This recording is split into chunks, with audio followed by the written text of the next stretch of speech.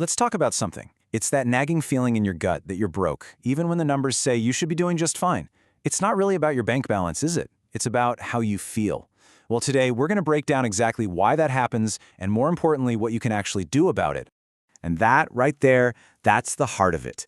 It's the silent anxiety. It's so easy to think you're the only one wrestling with this. But the truth is, this is an incredibly common shared experience. You are definitely not alone in this feeling, not by a long shot.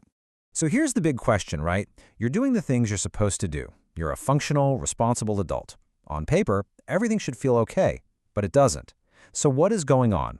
What's causing this huge disconnect between your financial reality and your emotional one? Let's dig in.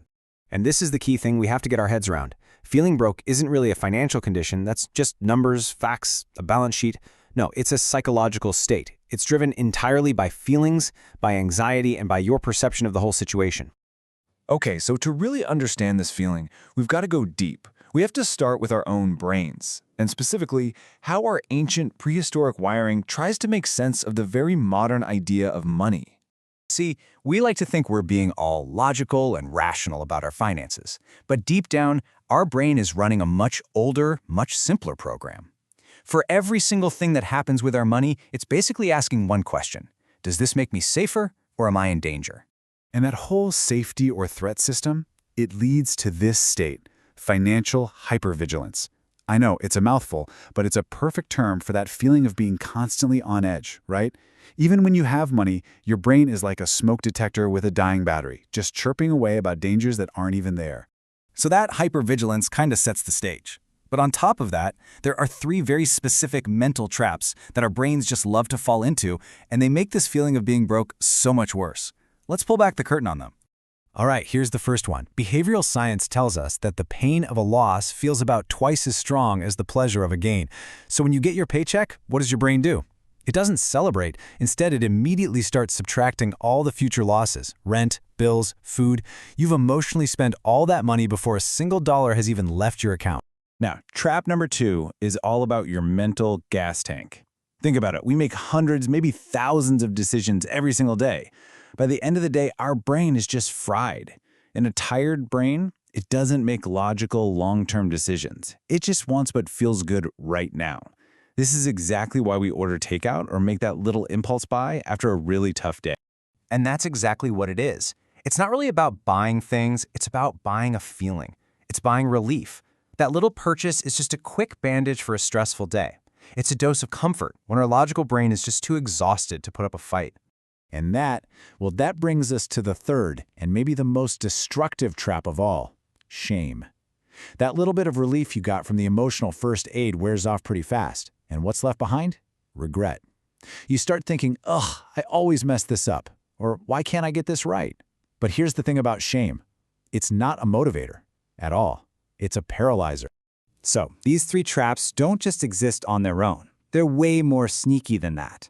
They actually link up and feed into each other, creating this powerful, self-perpetuating cycle that just keeps you feeling completely stuck.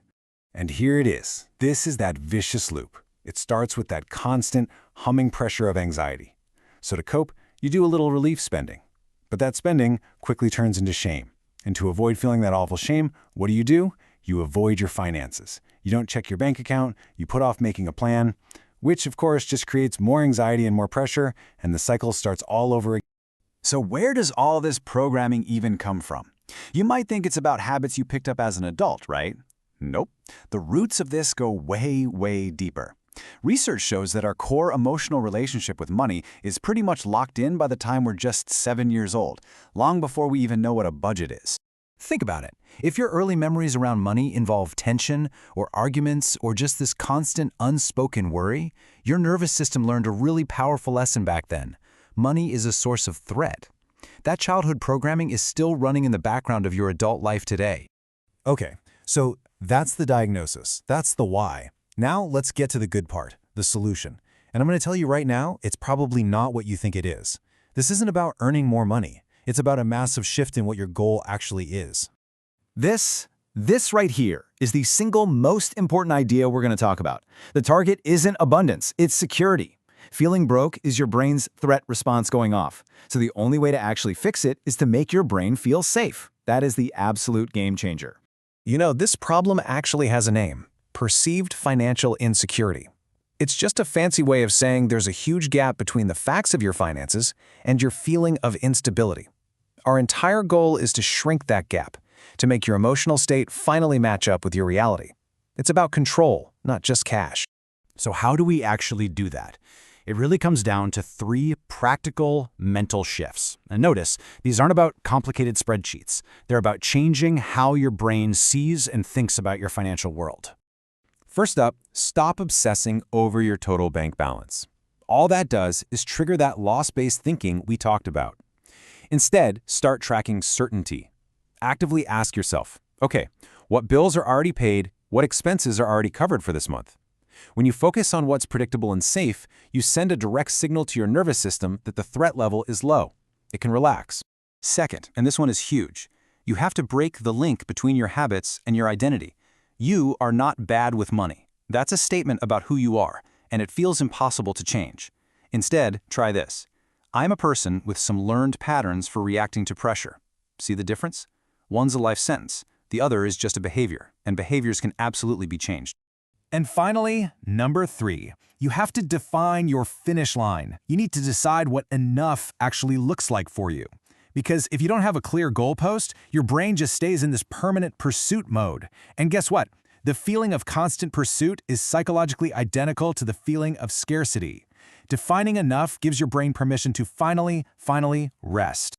And it all comes back to this one core takeaway. This isn't an income problem. It's a security problem. The real goal isn't just to pile up more money. It's to calm your brain's internal threat detector so you can actually feel at peace with what you already have. And that leaves us with this one last thought to chew on. In a world that is constantly screaming at us to get more, what if the most radical and maybe the most peaceful financial goal you could set is just to figure out and then achieve what is truly enough for you?